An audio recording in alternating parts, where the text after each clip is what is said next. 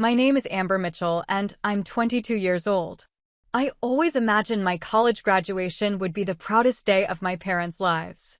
The decorations were perfect, the food was exquisite, and everyone was smiling except my parents. Behind their plastic smiles, something dark was brewing. When they handed me that special celebratory drink, their eyes held no warmth. "A toast to our graduate," my father said, but the way my mother whispered finally sent chills down my spine. I never imagined they'd go this far. Where are you watching from? Let me know in the comments below and hit subscribe to hear how I discovered my own parents tried to poison me at my graduation party. Growing up in our pristine colonial house in Brookline, a wealthy Boston suburb, should have been idyllic. The manicured lawn, the white picket fence, the BMW and Mercedes parked in the driveway. From the outside, the Mitchells were the picture of upper-middle-class success. My father, Harold Mitchell, was a business executive who specialized in corporate acquisitions, while my mother, Sylvia, maintained her interior design business catering to the elite of Boston society. Our home was frequently featured in local magazines as a model of sophisticated living, but those glossy pages never captured the coldness that permeated every room. From my earliest memories, nothing I did was ever quite good enough. When I brought home an A- in second grade, my father didn't congratulate me, he asked why it wasn't an A+. When I won second place in the state science fair in 8th grade, my mother's only comment was, "Second place is the first loser." They weren't just strict, they were impossible to please. Their obsession with status defined our family dynamic. Every achievement was measured not by personal growth, but by how it reflected on the Mitchell name. My parents hosted dinner parties where they'd parade me around like a show pony, making me recite my academic accomplishments to their impressed guests. Behind closed doors, they'd pick apart every social interaction, criticizing my posture, my diction, even the way I laughed. "Stand up straight, Amber. The Williamsons were watching you slouch." Don't use that common expression. It makes you sound uneducated. Why would you mention your interest in public health? Medicine or law are the only acceptable professions for a Mitchell. By high school, I had developed an internal algorithm for navigating their expectations. Perfect grades, prestigious extracurriculars, the right friends from the right families. I became student body president, captained the debate team, and volunteered at the hospital, not because I was passionate about these activities, but because they looked good on college applications. And college applications were everything to Harold and Sylvia Mitchell. When the acceptance letters started rolling in, my parents dismissed every school that wasn't Ivy League, regardless of the strength of the programs. I had set my heart on Northwestern University's biochemistry program, one of the best in the country, but my parents called it settling. Northwestern. My father scoffed over dinner the night I received my acceptance packet. Why even apply there when you could go to Harvard? What I couldn't tell him was that I had applied to Northwestern specifically because it wasn't Harvard. It represented my first real choice, something that was mine, not theirs. The real breaking point came when I received a full academic scholarship to Northwestern. Instead of being proud, my parents were furious. "We've been saving for an Ivy League education your entire life," my mother hissed during the argument that followed. "This is how you repay us?" "By throwing away opportunities we've worked so hard to provide." I couldn't make them understand that the scholarship was an achievement, not a rejection of their plans. The financial aid package would cover tuition, room, and board, a significant accomplishment that most parents would celebrate. "We don't need financial aid," my father said dismissively. "It's embarrassing. People will think we can't afford to send you to college." That was the moment I realized they cared more about appearances than about my success or happiness. Their reaction to my scholarship was the first crack in the foundation of obligation I'd built my life on. During this turbulent time, Kayla Thompson became my lifeline. We'd been friends since freshman year of high school, bonding over AP chemistry and a shared love of true crime podcasts. Kayla came from a warm, supportive family who invited me for dinner whenever tensions at home became unbearable. Her parents attended every school event, proudly displaying her B-plus papers on their refrigerator and celebrating her decision to attend the state university on a partial scholarship. "Your parents are just different," Kayla would say diplomatically when I'd show up at her house after another argument. Not everyone shows love the same way. But even Kayla couldn't fully understand the psychological warfare that defined my home life. The constant criticism, the emotional manipulation, the withdrawal of affection whenever I failed to meet impossible standards, these were the invisible wounds I carried. Despite their objections, I accepted the Northwestern scholarship. My parents reluctantly agreed to cover my remaining expenses, but made it clear they considered it an investment they expected returns on. "This better lead to medical school," my father warned as he drove me to the airport. "We're not spending money for you to waste your potential." College became my escape. For the first time, I was hundreds of miles away from their scrutiny. I could choose my own classes, make my own friends, and explore my own interests without constant judgment. I thrived in Northwestern's challenging academic environment, maintaining a 4.0 GPA while discovering my passion for biochemistry and toxicology. During my sophomore year, I secured a prestigious internship at Meridian Pharmaceuticals, working under Dr. Eliza Fernandez, a pioneering researcher in antidotes for rare poisons. The internship was unpaid, but the experience was invaluable. When I called home to share the news, my mother's first question wasn't about what I'd be learning, but rather, if it's unpaid, how does this benefit us? That summer, I stayed on campus to continue my research rather than returning home. My parents called it a betrayal of family values. I called it self-preservation. By junior year, I had built a new support system. Besides Kayla, who visited me twice a semester, I had formed close friendships with my roommate Jasmine and several classmates in the biochemistry program. And then there was Derek Wilson. I met Derek in an advanced organic chemistry lab where we were paired as lab partners. He was brilliant, kind, and came from a working-class family in Michigan.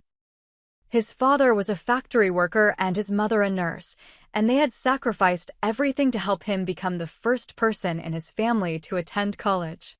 Derek was attending Northwestern on a combination of scholarships and student loans, working part-time at the campus library to cover his living expenses. When I introduced Derek to my parents over video chat, their disapproval was immediate and palpable.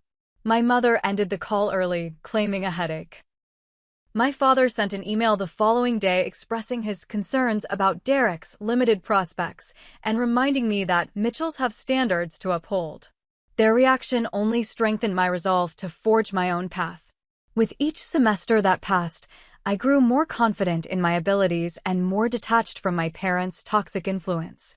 By the time senior year arrived, I knew I would never be the daughter they wanted, and I was finally okay with that. Senior year passed in a blur of lab work, research papers, and job interviews. By April, I had secured a position at Vertex Pharmaceuticals in Boston, a role that perfectly aligned with my interests in biochemical research and offered an impressive starting salary. I had also been accepted to several graduate programs, but decided to gain industry experience first. My GPA was perfect. I had co-authored 2 research papers with Dr. Fernandez, and I was selected to give a speech at the departmental graduation ceremony. When I called my parents to share these accomplishments, their response was predictably lukewarm. "Boston's an expensive city," my father commented after a brief congratulation. "That salary won't go far." "At least you'll be closer to home," my mother added. "Though I don't know why you couldn't have done all this at Harvard in the first place." Despite their reaction, I was determined to celebrate my achievements. I had worked hard for 4 years and wanted to mark the occasion with a proper graduation party. Since I would be returning to Boston for my new job, I thought it would be nice to host the celebration at my parents' home, a chance to bring together my college friends and hometown connections. I was thinking of inviting about 30 people, I explained during a phone call with my mother. "Just close friends, a few professors who are traveling east anyway, and family members." There was a pause on the line. 30 people is a lot, Amber. And we wouldn't know most of them. "That's the point, Mom. It's a chance for you to meet the people who have been important to me these past 4 years." Well, she said with a sigh that communicated volumes of disapproval, your father and I will need to discuss this. The next day, my father called. Your mother and I have decided we'll host your graduation party, he announced, as if bestowing a great favor. But we'll need to make some adjustments to your plans. Those adjustments turned out to be a complete takeover. They changed the date to accommodate my father's business associates, moved the venue from our backyard to the Brookline Country Club, and took control of the guest list. My modest celebration was transformed into a society event with over 100 guests, most of whom I barely knew. We've invited the Harringtons, my mother informed me, referring to family friends whose daughter had graduated from Yale. And the Blakemores, their son just made partner at Goldman Sachs. But what about my friends? What about Derek and Kayla? I asked. We've allocated 20 spots for your college acquaintances, she replied dismissively. Just send me their names and contact information. I tried to protest, but it was futile. Every suggestion I made was either ignored or overruled. They selected the menu without consulting me, choosing elaborate seafood dishes despite knowing I preferred simpler food. They hired a string quartet instead of allowing me to create a playlist. They even chose my outfit, a conservative blue dress that my mother deemed appropriate, but that looked nothing like my usual style. This isn't my party anymore, I complained to Kayla during one of our late-night calls. It's like they're using my graduation as an excuse to network. Then take it back, Kayla suggested. It's your accomplishment, not theirs. But asserting myself against my parents had never been simple. Every attempt at independence was met with emotional manipulation or financial threats.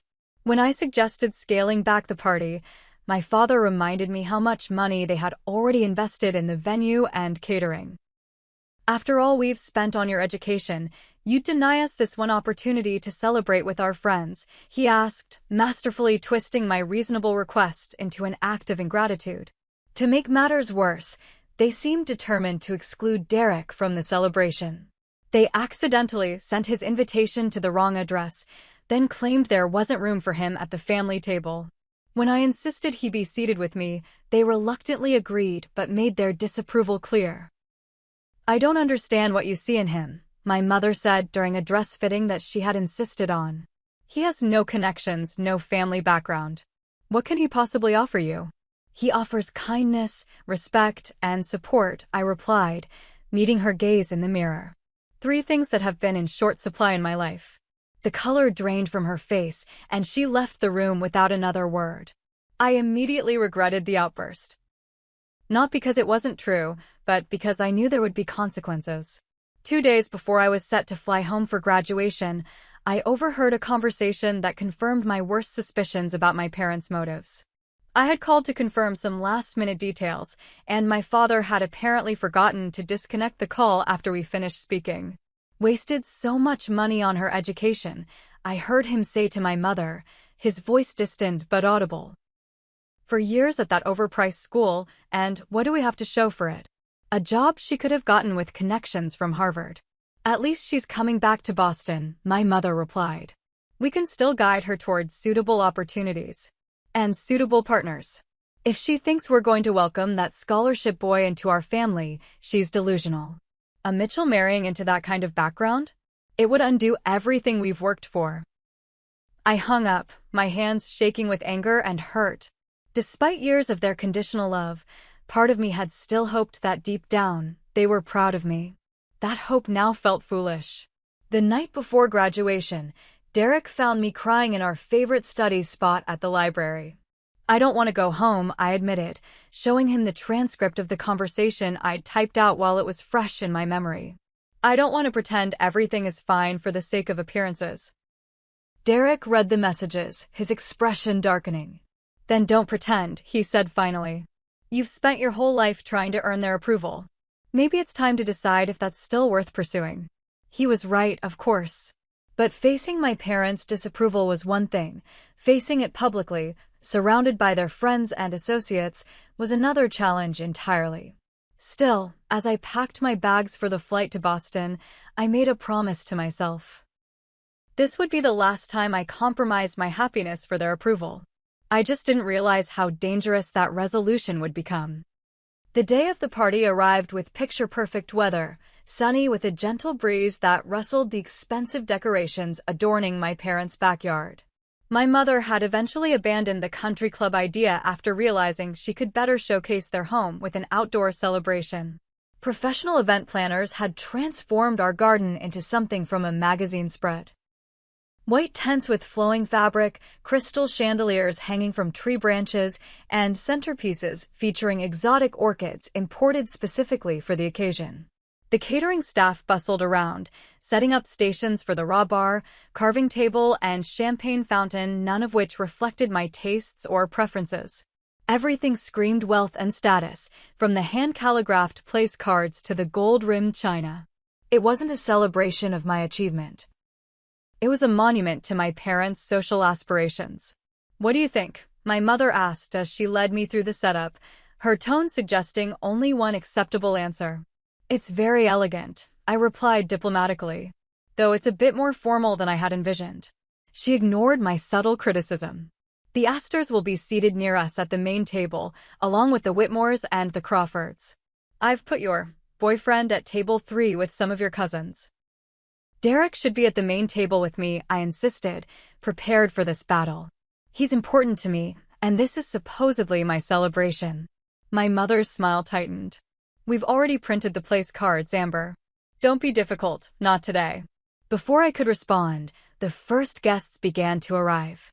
My father emerged from the house in an expensive new suit, suddenly transforming into the proud, doting father I had never actually experienced.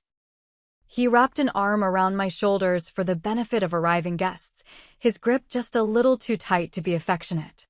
"There's our graduate," he boomed to the Harriman family as they approached. "Northwestern's brightest biochemist." We couldn't be prouder. I plastered on a smile that matched his insincerity, playing my part in the charade. This was their performance, and I was merely a supporting actor. As more guests arrived, I found myself constantly introduced as our daughter, the biochemist, or our Northwestern graduate, as if my accomplishments were family property rather than the result of my own hard work. Each introduction was accompanied by subtle reminders of my parents' contribution. "We always knew Amber would excel in science," my mother told Mrs. Crawford, a college friend of hers. "We started her with a junior chemistry set when she was just 5. The truth was that my aunt had given me that chemistry set, and my parents had discouraged me from using it because the experiments were too messy for our pristine home. The arrival of my actual support system provided welcome relief from the pretense. Kayla arrived first, immediately seeing through the facade and squeezing my hand supportively. "Wow, this is something," she whispered as she surveyed the elaborate setup. "Are those ice sculptures of your university buildings?" Apparently, subtlety wasn't on the menu, I whispered back, grateful for her presence. Derek arrived shortly after, looking handsome but uncomfortable in a new suit he had purchased specifically for the occasion. My mother greeted him with a cold kiss on the cheek, while my father gave him a handshake that was more intimidation than welcome. "So, Derek," my father said loudly enough for nearby guests to hear, "Amber tells us you're still considering your options after graduation. Any concrete plans yet?" The implication that Derek was directionless was both deliberate and false. He had already accepted a position in a medical research facility and would be starting medical school in the fall. "Actually, sir, I'll be working at Massachusetts General Hospital's research department while attending Harvard Medical School," Derek replied evenly. "I was fortunate to receive the Gilman Fellowship, which covers my tuition." My father's expression flickered with surprise before he recovered. "Harvard, you say? Well, that's unexpected." The subtle insult wasn't lost on Derek, but he maintained his composure. He had dealt with my parents' condescension before and had developed an admirable immunity to it. The one genuinely happy reunion came when my mother's brother, Uncle Travis, arrived. Unlike his sister, Travis had always shown me unconditional support. He had attended my high school graduation when my parents were too busy with work commitments, had sent care packages to me at college, and had been the only family member to visit me at Northwestern. "There's my favorite niece," he exclaimed, wrapping me in a bear hug. "Northwestern's loss is Boston's gain." I'm so proud of you, kiddo. Uncle Travis had never married or had children, instead pouring his affection into his role as the fun uncle. My mother often criticized his career as a wildlife photographer as unstable and unsuitable for a Chapman, her maiden name, but I had always admired his courage to follow his passion. "This party is a bit much, isn't it?" he whispered as we broke apart. "Your mom always did have a flair for the excessive." I laughed for what felt like the first time that day. "You have no idea. Wait until you see the ice sculpture of Northwestern Science Building." As the celebration continued, I made my rounds, introducing Derek and Kayla to extended family members and reconnecting with high school friends. My former chemistry teacher, Mr. Hansen, attended briefly, genuinely pleased to see how far I had come since his class. Two of my professors who lived in the Boston area also made appearances, much to my delight. The carefully orchestrated event progressed according to my parents' minute-by-minute schedule. Cocktails were served precisely at 4:00 p.m., followed by my father's welcome speech at 4:30. Dinner began at 5 o'clock, with the servers moving in choreographed precision to deliver the five-course meal. At 6:15, right on schedule, my father clinked his glass and announced it was time for speeches. He spoke first, delivering a polished address about the Mitchell legacy of excellence and how proud they were of our daughter's continuation of family traditions. He mentioned my achievements only in relation to how they reflected on the family, never acknowledging the personal growth or passion that had driven me. My mother followed with equally impersonal remarks, focusing mainly on thanking their friends for attending and making a joke about how they could finally convert my bedroom into the home gym they had always wanted, a comment that drew laughs from their friends, but pained looks from mine. When it was my turn to speak, I abandoned the bland, grateful speech I had prepared and instead spoke from the heart. "Thank you all for coming today," I began, looking at the faces around me. Especially those who supported me throughout my college journey, my friends, my professors, my boyfriend Derek, and my Uncle Travis. I saw my mother stiffen at the omission of her and my father from this list. These past 4 years have taught me more than just biochemistry. They've taught me about independence, about finding my voice, and about choosing my own path.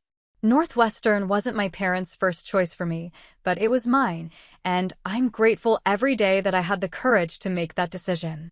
I continued, acknowledging specific people who had made a difference in my life: Kayla's unwavering friendship, Derek's love and support, Dr. Fernandez's mentorship, Uncle Travis's encouragement. With each name, I could see my parents growing increasingly uncomfortable, their smiles becoming more strained. As I prepare to start my career in Boston, I'm bringing with me not just a degree, but the confidence to make my own choices and the wisdom to surround myself with people who support those choices, I concluded, raising my glass. To authentic connections and genuine support, may we all be fortunate enough to experience them. The toast received enthusiastic applause from my friends and puzzled looks from my parents' social circle, who seemed to sense the subtext but couldn't quite place what was wrong. My father quickly stood to redirect attention, announcing that dessert would be served on the terrace. As guests migrated toward the dessert station, I noticed my mother drinking more heavily than usual, her practiced smile slipping when she thought no one was watching. My father maintained his composure, but kept shooting me warning glances across the garden. I was engaged in conversation with my undergraduate advisor when I noticed my parents huddled in a corner of the yard, whispering intensely while occasionally glancing in my direction. Their body language was tense, my mother's gestures becoming more animated as my father nodded grimly. A sense of unease settled over me. I had expected them to be displeased with my speech, but something about their secretive conference suggested a reaction beyond mere annoyance. When they abruptly ended their discussion and approached me with renewed smiles, alarm bells rang in my mind. "Amber, darling," my mother called, her voice artificially bright. "Your father and I would like a word with you in the kitchen. Just a small graduation surprise we've been saving." As I excused myself from my conversation and followed them into the house, I couldn't shake the feeling that I was walking into something dangerous. I just didn't realize how literally true that instinct would prove to be. The kitchen was eerily quiet compared to the festive noise outside. Caterers had been instructed to use the side entrance, leaving the main kitchen, with its gleaming marble countertops and professional-grade appliances, pristine and empty. My parents stood side by side near the island, their postures rigid and unwelcoming despite the smiles fixed on their faces. "Close the door, Amber," my father instructed, his voice carrying that dangerous calmness I recognized from childhood. The tone that preceded his worst punishments. I left it slightly ajar, unwilling to be completely isolated with them. "What's this about?" My mother's smile tightened. "That speech was inappropriate, Amber. After everything we've done for you, the sacrifices we've made, you publicly embarrassed us in front of our friends and colleagues." "Embarrassed you?" "By thanking the people who actually supported me." "Don't be obtuse," my father cut in. "You deliberately excluded us while praising that boyfriend of yours and your uncle, who, may I remind you, has accomplished nothing of note in his entire life." "Uncle Travis has accomplished plenty," I defended. "He's published 3 books of photography and has a gallery showing next month. Just because he didn't choose a corporate career doesn't mean—" "This isn't about Travis," my mother interrupted, her voice rising. "This is about your ingratitude. For years of tuition, room, and board." "I had a full scholarship," I reminded her. "Which didn't cover everything," she snapped. "Do you have any idea how much we've spent on you? The opportunities we've created? The connections we've fostered? And this is how you repay us, by making us look like uninvolved parents." My father stepped closer, his voice dropping to a menacing whisper. "You've been nothing but a drain on our resources from the day you were born. Everything we've given you. The education, the opportunities, this party, all investments we expected returns on. But instead of appreciating our efforts, you fought us at every turn." "Returns," I repeated, stunned by his characterization. "I'm your daughter, not a stock portfolio." "You're an ungrateful leech," my mother hissed, abandoning all pretense of affection. "You're just a leech who's been sucking us dry for 22 years. The naked hostility in her voice shocked me into silence. I had always known they were disappointed in me, but the pure venom in her tone suggested something deeper, something that went beyond typical parental disapproval. My father turned to the counter, where a single crystal glass stood filled with a pale blue liquid. "We had planned to make a private toast, just the 3 of us, to your future," he said, his voice suddenly artificially light again. "A special graduation cocktail I've been saving for this occasion." He lifted the glass, which contained what appeared to be a blue curacao mixture, but something about the color seemed off, too opaque, with an unusual tinge that my trained eye couldn't help but notice.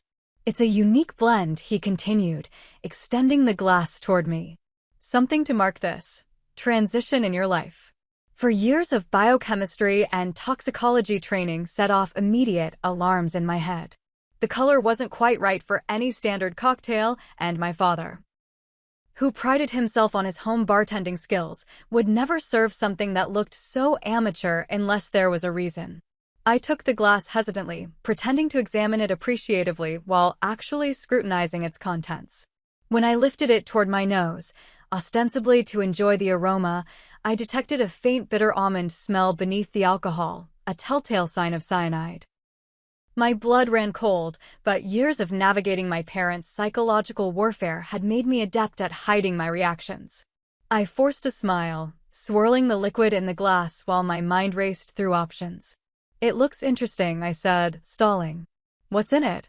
"Family secret," my father replied with a smile that didn't reach his eyes. "Drink up. To your future. Actually, would you mind if I took this outside to share the toast with Derek? He just texted me wondering where I disappeared to." My mother's face hardened. "This is a family moment, Amber. Your boyfriend can wait." "Of course," I conceded, lifting the glass to my lips, but not actually letting the liquid touch them. I tilted the glass and pretended to take a small sip, then lowered it. "It's strong. I should probably take it slow since I'll be mingling with guests all evening." My father's expression flickered with impatience. "Don't be childish, Amber. Finish your drink so we can rejoin the party." "Right, sorry," I said, pretending to take another sip while actually holding the liquid in the front of my mouth without swallowing. You know, I need to use the restroom. Too much champagne earlier. I'll be right back. Before they could object, I turned and walked briskly toward the powder room off the kitchen, closing and locking the door behind me. I immediately spat the liquid into the sink, rinsing my mouth thoroughly with water. My hands were shaking as I pulled out my phone and texted Derek, emergency. Parents gave me suspicious drink. Smells like cyanide. Not joking. Don't react. Act normal. Meet me upstairs in 5 minutes. My old bedroom. I flushed the toilet for effect, then emerged with the glass still in hand. I think I'll take this upstairs to freshen up before rejoining everyone, I said casually. I spilled a bit on my dress. My mother stepped forward. I can take the drink while you clean up.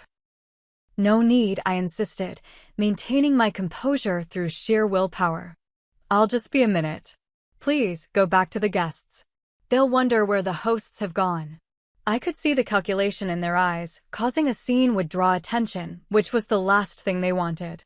With visible reluctance, they nodded and moved toward the back door. Don't be long, my father called after me, his tone carrying a warning. And finish your drink. It's special. Once upstairs, I locked myself in my childhood bedroom and carefully placed the glass on my old desk. My hands were trembling so badly I nearly dropped it. The room had been partially converted to a home office, but my parents had maintained enough of my original decor to present it as Amber's room, when guests visited, another part of their perfect family facade. I retrieved my portable chemical test kit from my suitcase, a graduation gift from Dr. Fernandez that I'd brought to analyze water samples for a side project. It contained basic reagents for detecting common toxins, including a simple cyanide test. When Derek quietly knocked on the door, I let him in and immediately collapsed into his arms, the full horror of the situation finally hitting me. They tried to poison me, I whispered, still unable to fully process the reality of it. My own parents actually tried to poison me. Derek held me tightly, his body tense with protective anger. Are you absolutely sure? This is beyond comprehension. I pulled back and led him to the desk where the drink sat. Smell it. Carefully, don't get too close. He leaned in slightly, then recoiled. Bitter almonds. Classic sign of cyanide, I confirmed. And look at the color, that's not normal for any cocktail. Plus, I hesitated, the words sticking in my throat. They called me a leech. Said I've been draining their resources for 22 years. This wasn't some heated argument, Derek. The way they looked at me, they meant it. I uncapped the test kit with shaking hands and carefully performed a simple test on a drop of the liquid. The reagent changed color immediately, confirming our suspicions. Positive for cyanide, I said, my voice hollow. A potentially lethal dose, based on the concentration. Derek paled, gripping the edge of the desk for support. We need to call the police. With what evidence? I asked. They'll deny everything, say I'm making it up for attention. My father has half the Boston PD at his country club. We need more proof. I took out my phone and began documenting everything: photographs of the drink, the test results, a recording of me explaining what had happened while the events were fresh. I also secured samples of the contaminated drink in several sample vials from my kit. We should get back to the party before they get suspicious, I said finally. Act normal while we figure out what to do. Derek looked at me with concern. How can you go back out there and pretend nothing happened? I laughed bitterly. I've been pretending with them my entire life. This is just one more performance. Before heading back downstairs, I hid the samples and test results in my suitcase and prepared a replacement drink that looked similar to the poison one. As we rejoined the party, I caught my parents watching us from across the lawn, their expressions unreadable except for the tightness around my mother's mouth when she noticed the drink still in my hand. I raised the glass in their direction with a forced smile before taking a deliberate sip of the safe replacement. My father nodded slightly, a gesture that might have seemed approving to others, but that I now recognized as deeply sinister. As the evening continued, I maintained the performance of my life, laughing at jokes, accepting congratulations, and pretending I hadn't just discovered my parents had attempted to murder me. But beneath the facade, my mind was racing, piecing together a pattern I had been too close to see before. The accidents throughout my childhood that had always seemed just a little too convenient. The time I had mysteriously developed food poisoning before a science competition that conflicted with my parents' social plans. The brakes on my car that had failed after I'd announced my decision to attend Northwestern instead of Harvard. What I had interpreted as controlling behavior now revealed itself as something far more malevolent. And as I circulated among guests with this horrifying new perspective, I couldn't help but wonder, what had finally pushed them from manipulation to murder?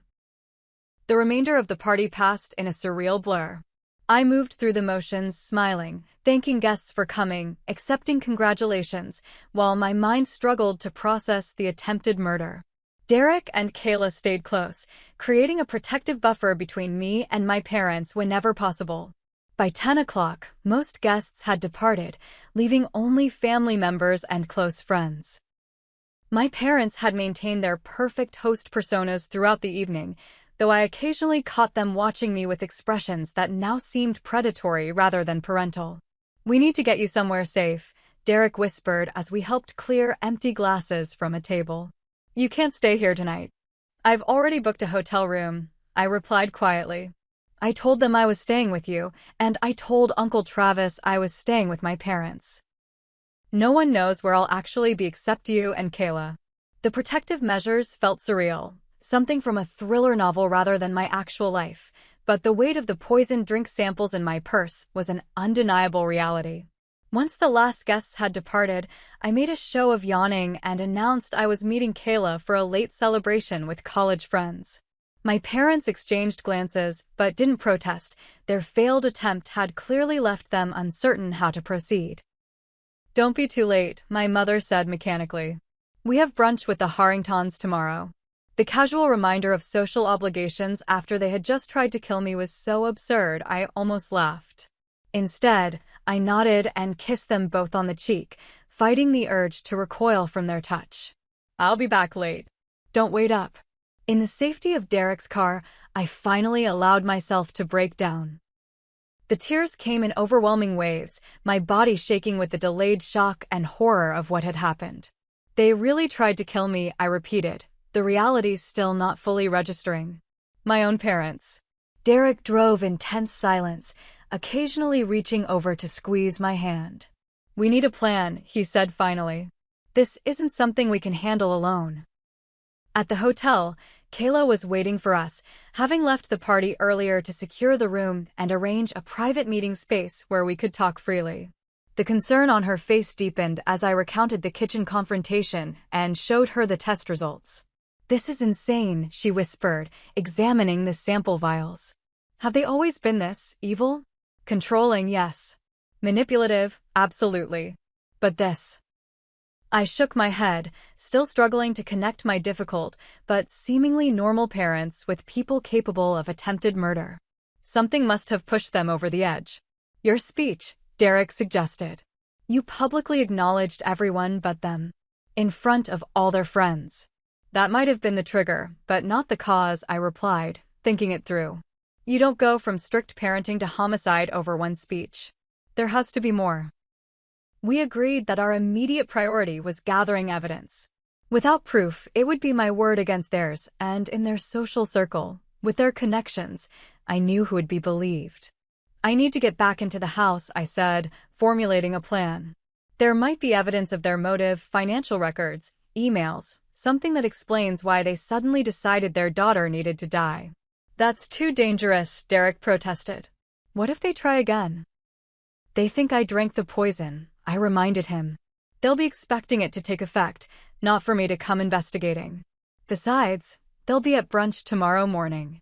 I can search the house while they're gone." After much debate, we agreed on a plan.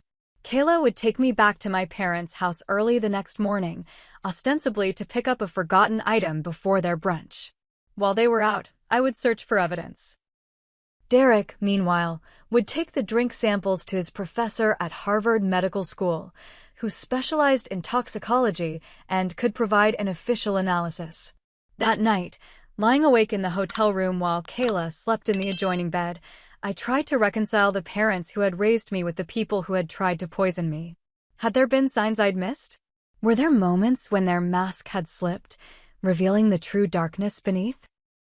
I thought of all the coincidences throughout my life, the opportunities that had mysteriously fallen through, the friends who had suddenly withdrawn without explanation, the constant monitoring of my activities under the guise of parental concern. What I had attributed to overprotective parenting now seemed sinister in retrospect. Morning came after a restless night. As planned, Kayla drove me back to my parents' house, where I found them preparing to leave for their brunch engagement. I forgot my charger, I explained, brushing past them toward the stairs. Don't worry about me. I'll lock up when I leave. My mother seemed about to object, but my father placed a hand on her arm. Let her get her things, Sylvia. We're running late. The meaningful look they exchanged sent chills down my spine. They were clearly confused by my apparent health, having expected the poison to have taken effect by now. Once they had departed, I began a systematic search of the house. I started with my father's home office, carefully examining documents while ensuring everything was returned exactly as I found it. Years of living under their scrutiny had taught me to move through the house without leaving traces of my presence. The first breakthrough came when I discovered my father's laptop password on a note hidden beneath his desk blotter, a violation of cybersecurity practices that seemed oddly careless for someone so controlling. Using the password, I accessed his email and financial records, methodically documenting anything suspicious. What I found shocked me to my core. Beneath their veneer of success, my parents were financially ruined. My father had made a series of disastrous investments, leveraging their home and retirement accounts on high-risk ventures that had collapsed. They were 3 months behind on the mortgage, their credit cards were maxed out, and they had taken loans from several of the very people who had attended my graduation party. Then I found the life insurance policy, a $3 million policy on me, taken out when I started college but substantially increased just 2 months ago. The beneficiaries were, of course, my parents. The pieces clicked into place with horrifying clarity. They weren't just trying to eliminate a disappointment. They were trying to cash in on my death to solve their financial problems. The elaborate party wasn't a celebration of my achievement, but a public establishment of their loving parent credentials before my mysterious and tragic death. I photographed everything, carefully documenting each damning piece of evidence. In my mother's desk, I found a journal where she had actually outlined their financial concerns, mentioning the insurance policy as a last resort if other avenues failed. Harold says it would solve everything, she had written. Clean slate. Fresh start. Sometimes sacrifices must be made for the family. The casual way she discussed my murder made me physically ill. I rushed to the bathroom, retching as the full reality of their betrayal hit me. As I washed my face, trying to regain my composure, I heard the front door open. Freezing in panic, I checked my watch. They were back hours earlier than expected. Amber? Uncle Travis's voice called out. Your car's outside. Are you here? Relief flooded through me. Upstairs, I called back. I'll be right down. Uncle Travis was standing in the foyer, concern evident on his face. I stopped by to see if you wanted to grab coffee, but your parents said you were out with friends when I called their cell. Then I drove past and saw your car. The lie my parents had told him, one of many, I now realized, was further confirmation of their guilt. Without conscious decision, I found myself confiding in Uncle Travis, showing him the evidence I had gathered and explaining the poisoning attempt. Unlike Derek and Kayla, who had been shocked into near disbelief, Travis's expression shifted from concern to grim understanding. I've always known my sister was capable of cruelty, he said quietly. But this. He shook his head, examining the financial documents. Actually, this explains some things. Sylvia called me last month asking for a loan, a substantial one. When I asked why, she became evasive. I declined, and she hasn't spoken to me since. His validation of my discoveries strengthened my resolve.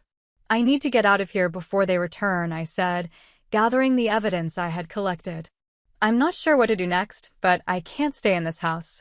You'll stay with me, Uncle Travis insisted. My apartment has a guest room, and they'd never expect you to be there given the current tension between your mother and me. We can figure out next steps once you're safe. As we prepared to leave, my phone pinged with a message from Derek. Analysis confirmed. Lethal dose of cyanide. Professor is willing to provide official testimony. Call me ASAP. With this final piece of evidence, I now had everything I needed to confront my parents and ensure they never had the opportunity to harm me again. For 3 days, I stayed with Uncle Travis while we formulated a plan. Derek's professor had provided a detailed toxicology report confirming the presence of potassium cyanide in the drink samples, a substance my father had access to through his company's manufacturing connections. The financial records clearly established motive, and my mother's journal provided damning evidence of premeditation. During this time, my parents bombarded me with increasingly frantic texts and calls, their messages evolving from casual inquiries about my whereabouts to thinly veiled threats disguised as concern. "We're worried about you, Amber," my father's latest voicemail stated. "You haven't been yourself lately. Perhaps the stress of graduation has affected your health. We've scheduled an appointment with Dr. Winters for tomorrow. We insist you come home immediately. Dr. Winters was their personal physician, a golf buddy of my father's who had always been suspiciously willing to prescribe whatever medications my parents suggested I needed. The implied threat was clear. If poison hadn't worked, they would attempt to have me declared mentally unstable. "We need to move quickly," I told Derek, Kayla, and Uncle Travis as we gathered in his apartment to finalize our strategy. "They're escalating." With the help of Kayla's mother, who was a partner at a prestigious law firm, I had secured legal representation and filed for an emergency restraining order against my parents. Derek's professor had connected us with a detective in the Major Crimes Division who wasn't part of my father's social network. All the pieces were in place for a confrontation. "Are you sure you want to confront them directly?" my lawyer, Ms. Hendricks, asked during our final planning session. "We have enough evidence to go directly to the police. I need to face them," I explained. "Not just for closure, but because I know my parents. They're master manipulators who have fooled everyone for years.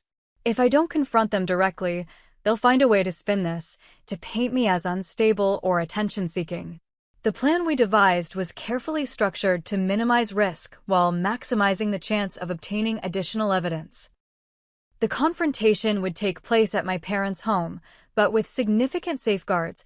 Uncle Travis and Derek would accompany me, Kayla and Ms. Hendricks would wait outside with the detective, and most importantly, everyone would be wearing concealed recording devices. The day of the confrontation arrived with a strange sense of calm. The fear and shock that had dominated the past week had crystallized into a cold, clear determination. These people had tried to kill me for money. They had spent my entire life manipulating and controlling me. Today, that ended. We arrived at the house at precisely 2 p.m., when I knew both parents would be home but not expecting visitors. Derek parked a block away, and we approached on foot to prevent them from seeing his car and growing suspicious. I rang the doorbell, standing between Derek and Uncle Travis as we waited. When my mother opened the door, her initial expression of surprise quickly shifted to a calculated smile. "Amber, we've been so worried. And, Travis? This is unexpected." Her eyes hardened when she noticed Derek. "I'm afraid we're not prepared for guests." "This isn't a social call," I replied, my voice steadier than I expected. "We need to talk. All of us." Without waiting for permission, I walked past her into the house, Derek and Uncle Travis following closely. My father emerged from his office, his face registering alarm before settling into a careful neutrality. "Amber, where have you been? We've been trying to reach you for days." "I know exactly what you've been trying to do," I said, moving to the living room where we could all sit facing each other. "Let's not waste time pretending. I know about the poison in my graduation drink." The silence that followed was deafening. My parents exchanged a quick glance, the kind of wordless communication they had perfected over decades of shared secrets. "Poison," my mother finally said, forcing a laugh. What are you talking about? Harold, I think Amber might be having some kind of episode. I tested the drink, Mother, I replied calmly, placing the toxicology report on the coffee table between us. Potassium cyanide. A lethal dose. The same substance Dad's company uses in their metal plating process. My father's expression darkened. This is absurd. You've always had an active imagination, Amber, but this is beyond acceptable. Travis, I'm surprised at you for encouraging this delusion. It's no delusion, Harold, Uncle Travis replied grimly. I've seen the evidence myself. I proceeded methodically, laying out the financial records, the insurance policy, and copies of my mother's journal entries. With each piece of evidence, my parents' denials became less convincing, their composed facades beginning to crack. You're completely misinterpreting everything, my father insisted, though his voice had lost its authoritative edge. The insurance policy is standard practice for parents. The financial documents are being taken out of context. And the journal? I asked, turning to my mother. Harold says it would solve everything. Clean slate. Fresh start. What exactly did you mean by that, Mom? You had no right to read my private thoughts, she snapped, her carefully cultivated poise evaporating. Those were therapeutic writings. Fiction, essentially. A way to process stress. Fiction that perfectly aligns with attempting to poison your daughter at her graduation party. Derek interjected, his tone reflecting barely controlled anger. My mother's eyes flashed with hatred as she turned to him. This is your influence, isn't it? Turning our daughter against us with these wild accusations. Derek didn't turn me against you, I said quietly. You did that all by yourselves. I just finally opened my eyes to who you really are. What followed was a masterclass in manipulation as my parents cycled through their entire repertoire: denial, gaslighting, victim playing, and when those failed, attempts to rewrite history. We've given you everything, my father declared, abandoning denial for righteousness. Everything. And this is how you repay us? With accusations and betrayal. You tried to poison me, I stated flatly. For insurance money. Because you're broke and desperate. We are not broke. My mother hissed, inadvertently acknowledging the rest of my statement. The slip wasn't lost on any of us. My father's strategy shifted instantly. Amber, you're clearly unwell, he said, his voice suddenly gentle with fabricated concern. First the stress of graduation, then this bizarre fixation. We only want to help you. Come home, let us take care of you, and we'll forget this unfortunate incident. Like you forgot putting cyanide in my drink? I challenged. I'm not coming back, Dad. Ever. But I am giving you one chance to tell me the truth. One chance to explain how my own parents could try to murder me. Perhaps it was the realization that their manipulations weren't working. Perhaps it was simply the accumulation of stress and fear.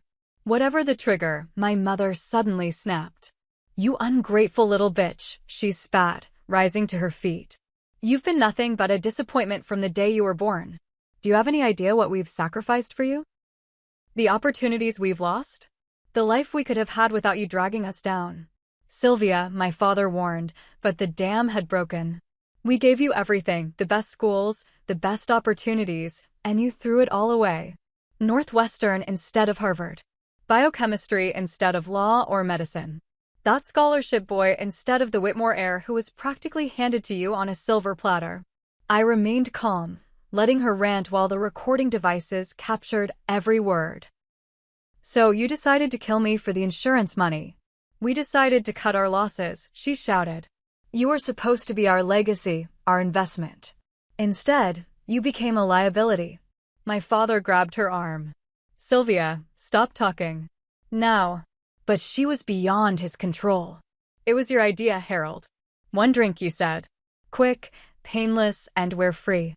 Don't you dare pretend this wasn't your plan all along. The room fell silent as my father's face contorted with fury. In that moment, the mask fell completely, revealing the cold, calculating man beneath. If you had just done as you were told, he said quietly, menacingly, none of this would have been necessary. A simple drink. A tragic accident. We would have mourned appropriately, collected the insurance, and moved on. Everyone would have been better off. Including me? I asked, my voice barely above a whisper. You would never have known, he replied, and the casual cruelty of his response chilled me to the bone.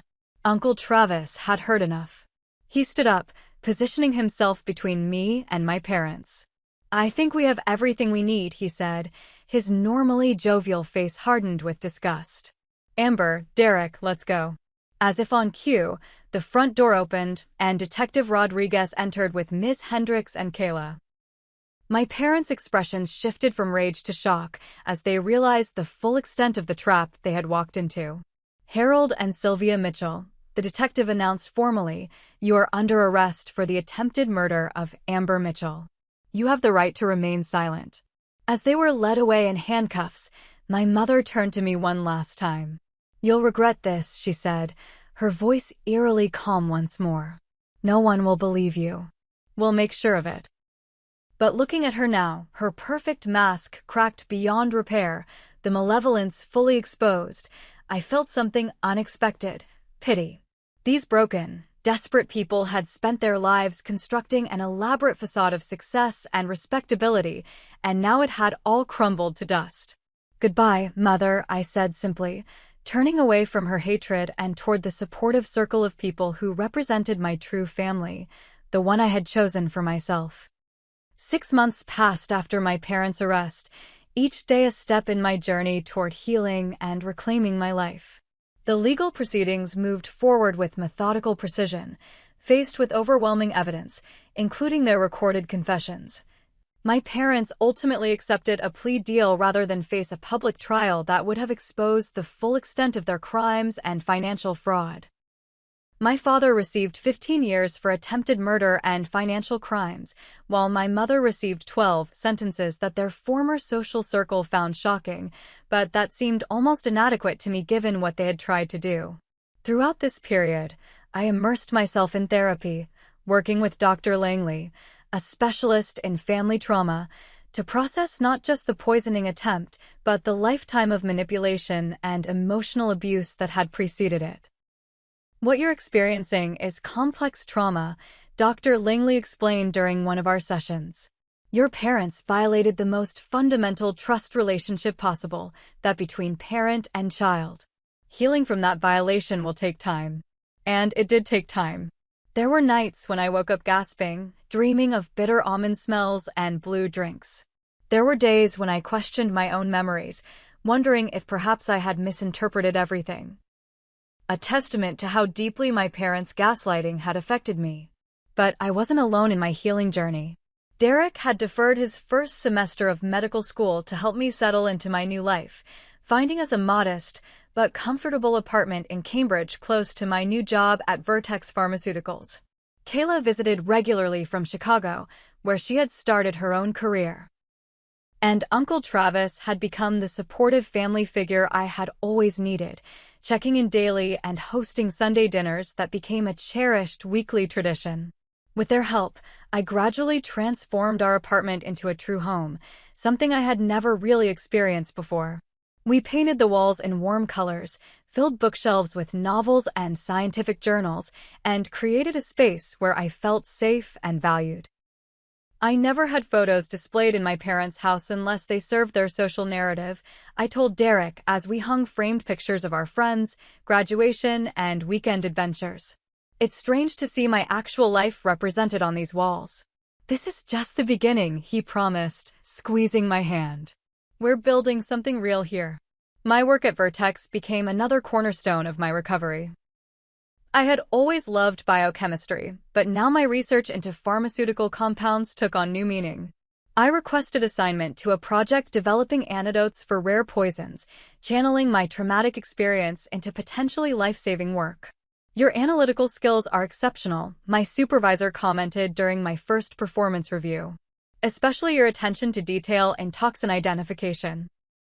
I've had some relevant personal experience, I replied with a wry smile, having shared a sanitized version of my story with close colleagues. 3 months after my parents' sentencing, I faced another challenge, delivering a victim impact statement at their formal sentencing hearing. I had debated whether to attend at all, but Dr. Langley suggested that confronting them from a position of strength might be a powerful step in my healing process. Standing at the podium in the hushed courtroom, facing the parents who had tried to kill me, I felt a strange sense of calm. The worst part wasn't the poisoning attempt itself, I told the court, my voice steady. It was realizing that the people who should have loved me most in the world had only seen me as an investment, then a liability, and finally as a potential source of cash through my death. That kind of betrayal doesn't leave a single wound that can heal neatly. It fractures your entire understanding of love, family, and trust. My parents sat expressionless, already distancing themselves from the consequences of their actions. My mother had styled her hair carefully despite her prison jumpsuit, maintaining appearances to the bitter end. But despite what they did, I am still here, I continued. I am building a career helping others. I am creating a chosen family based on genuine love and support. I am refusing to let their betrayal define my future or corrupt my capacity to trust. That is my victory over what they tried to take from me, not just my life, but my ability to live it fully. When I finished speaking, Uncle Travis and Derek enveloped me in a group hug outside the courtroom. For the first time since the poisoning, I felt like I could finally exhale completely. "I'm proud of you, kiddo," Uncle Travis said, his eyes glistening. So damn proud. As the months passed, I channeled my experience into helping others, volunteering with an organization supporting young adults from toxic family environments. Every Saturday morning, I met with a group of college students who were navigating educational achievements without family support, sharing resources and strategies I wished I had known years earlier. How do you know if you're making the right choices when the people who raised you have such warped perspectives? Asked Madison, a brilliant physics student whose parents had similarly viewed her as property rather than a person. You build a new framework, I told her. You find mentors and friends whose values align with yours, and you practice listening to your own instincts. It takes time, but eventually, your own voice becomes louder than theirs in your head. My professional life flourished alongside my personal healing. By the end of my first year at Vertex, I had been promoted to research associate and was contributing to 2 patent applications. Derek was thriving in medical school, often studying at our dining table while I reviewed research papers. We had created a partnership based on mutual respect and support, the antithesis of what I had observed in my parents' marriage. On the anniversary of the graduation party, I decided to host a different kind of celebration. A chosen family dinner bringing together the people who had supported me through the darkest year of my life. Uncle Travis, Kayla, Derek, Dr. Fernandez, who had flown in from Chicago, my therapy group facilitator, and several colleagues gathered in our apartment for a meal that represented everything my parents' elaborate party had not. Genuine connection, unconditional support, and authentic celebration of growth. "I'd like to make a toast," I said, raising my glass of sparkling cider. None of us drank blue cocktails anymore. "To choosing your own path and your own people. To building something real from something broken. And to all of you who showed me what family is supposed to be." As we clinked glasses, I felt a profound sense of peace wash over me. The parents who had tried to poison me were serving their sentences, their social facade shattered beyond repair. Meanwhile, I was thriving. Not despite their betrayal, but because overcoming it had revealed my own strength. Later that night, after our guests had departed, Derek found me on our small balcony, looking at the Cambridge skyline. "Penny for your thoughts?" he asked, wrapping a blanket around my shoulders against the spring chill. "I was just thinking about how far I've come," I replied, leaning into his embrace. A year ago, I nearly died at what was supposed to be a celebration of my achievements. Tonight, I hosted a genuine celebration surrounded by people who actually care about me. It feels like completion of a circle. "Not completion," Derek corrected gently. "Just the beginning of a new one. A better one." He was right, of course. The future stretched before me, a future I had nearly lost, but now cherished with newfound appreciation. I had discovered that sometimes the family we choose is more precious than the one we're born into, that true strength comes from surviving the unimaginable, and that the best revenge against those who tried to destroy you is to build a beautiful life despite their efforts. As I looked out at the city lights, I felt gratitude for this second chance at life, not the life my parents had tried to force me into, but the authentic one I was creating for myself, day by day, choice by choice. If there's one thing I've learned from this journey, it's that recognizing your worth is the most powerful act of rebellion when those who should love you don't. Sometimes the people who are supposed to nurture you are the ones who cause the most harm, but that doesn't diminish your value or your right to happiness. Have you ever had to make difficult choices to protect your well-being from toxic family members? How did you rebuild trust and create boundaries? Your experiences matter, and sharing them might help others facing similar challenges. Leave a comment below, subscribe to hear more stories of resilience and healing, and remember that family is sometimes who you choose, not who you're born to. Thank you for listening to my story, and I hope it reminds you that even in the darkest moments, there is always a path forward toward light and healing.